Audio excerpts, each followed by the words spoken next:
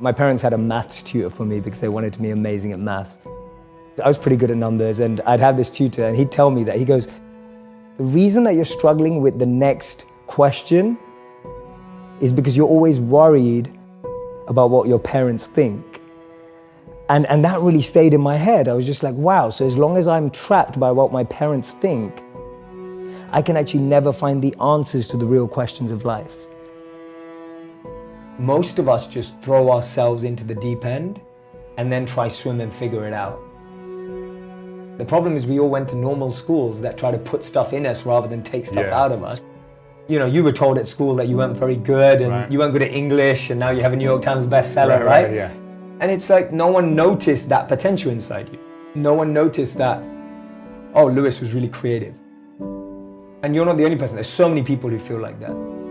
So the modern schooling system didn't extrapolate your self-actualization, your element, and just try to put maths, English, science inside.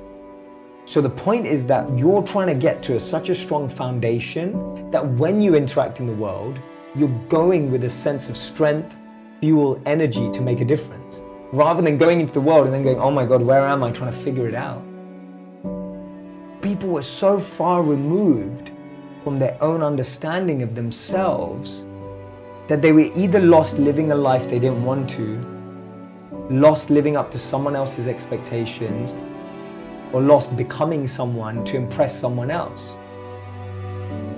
How many of you have a crazy dream or a crazy goal? I want you to write out in the comment section, what is your crazy dream? The dream that keeps you up at night is the real dream you should be chasing. But to chase that dream, to find that dream, to make that dream a reality, you need a strategy, right? A dream without a plan is just a wish. Tony Robbins said that, right? A dream without a plan is just a wish.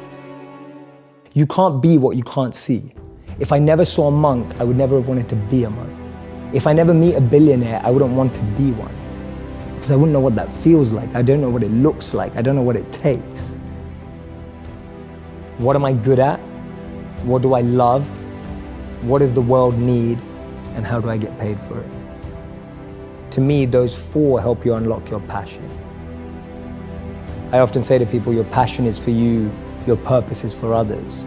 Your passion makes you happy, but when you use your passion to make a difference in someone else's life, that's a service, that's a purpose. My goal has never been financially or materially oriented. I see that stuff as a byproduct of doing what you love. I genuinely believe that. It's always been that way around for me.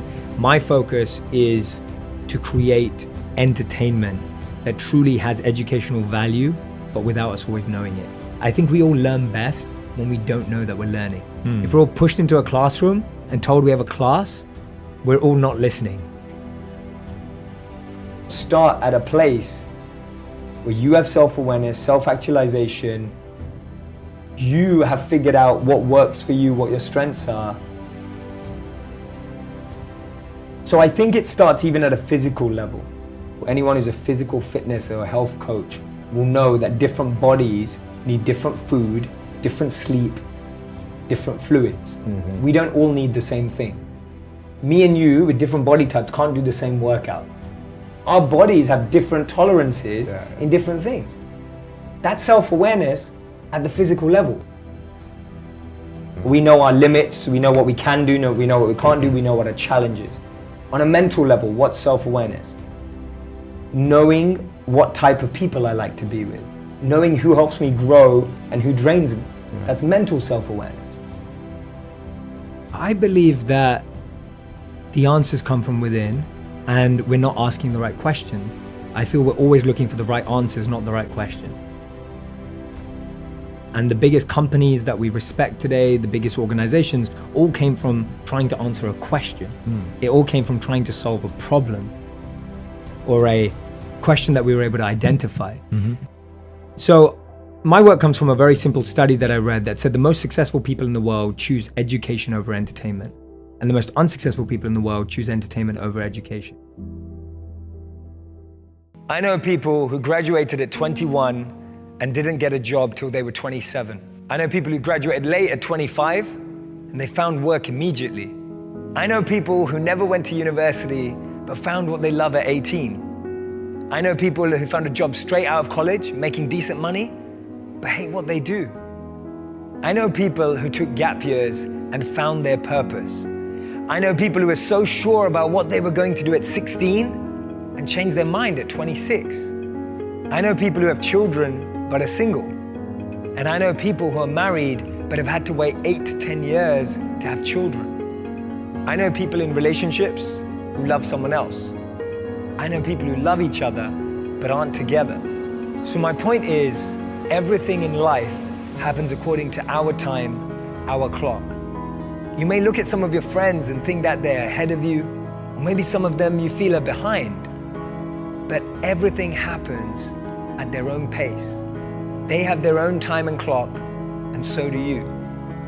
Be patient. At age 25, Mark Cuban was a bartender in Dallas. It took till 32 for J.K. Rowling to be published for Harry Potter after being rejected by 12 publishers. Ortega launched Zara when he was 39. Jack Ma started Alibaba when he was 35. Morgan Freeman got his big break at 52. Steve Carell only got his break after 40 years old. Virgin was started by Richard Branson at 34. Getting your degree after 25 is still an achievement. Not being married at 30 but still happy is beautiful. Starting a family after 35 is still possible. And buying a house after 40 is still great. Don't let anyone rush you with their timelines. Because as Einstein said, not everything that counts can be counted, and not everything that's counted truly counts. And this is the most important thing. I want you to be able to create meaningful, purposeful, fulfilling lives for yourselves, and learn how to use that to make an impact and a difference in the lives of others. That will be true success.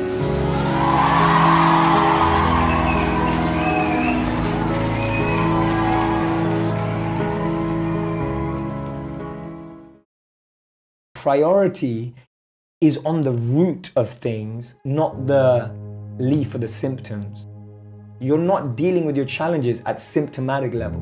You're dealing with it at root level, right? People say, oh, if you're stressed out, just take a stress pill. If you're stressed out, just go to get a massage. If you're stressed out, just relax, watch Netflix and chill. But all that's doing is pacifying you, escape for that hour, 2 hours, maybe a week. But going to the root of it and learning how to change your breath means you can manage any situation in life. Always go to the root. It will take longer, but it will last longer. Always go to the root. Cut down the root of that weed in your heart.